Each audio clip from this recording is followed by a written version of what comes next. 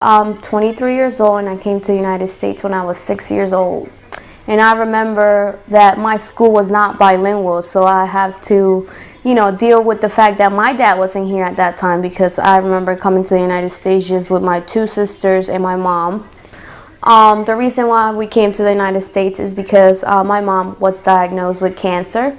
She had to have a surgery and chemotherapy, and her expenses were too high to the point that we couldn't pay for them. So my mom decided to come to the United States for a way to make money and pay for all the expenses that they had back at home.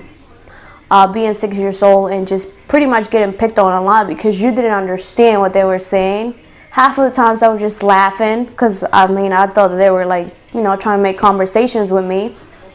But when I was 17, I told myself that I was going to go into a pageant, and I did. I entered Miss Hispanic Delaware at 17, and I won the title in 2007. After that, I did radio, and then I did local TV shows, and then after that, I just wanted to do a lot with my dancing, with the passion that I have, and to this day, I feel like I can do better than what people think that you can.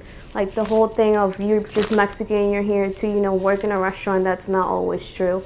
Right now I'm a teacher at Del Tech, a preschool teacher, and pretty much my goal is to become a pediatrician one day. So I want to get my master's in education and then hopefully go to medical school. On December 1st, 2012, Nayeli found out that she and her fiancé, Jordan, were pregnant and expecting a beautiful baby boy who they will name Vicente. Nayeli's grandfather passed away the same day that she had her first ultrasound. I always said that God works in mysterious ways. It was the first time I felt his heartbeat, and meanwhile my grandpa was giving his last, so I always said that everything happens for a reason. It was up to me to pretty much prove them wrong, not only myself, my parents, but my family back in Mexico.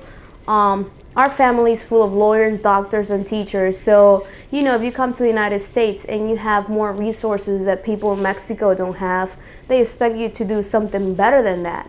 And that's for me, that's what I wanted to do. I wanted to prove to everyone that, just because you're in the United States, that you're just here to work in a restaurant, and that's not true.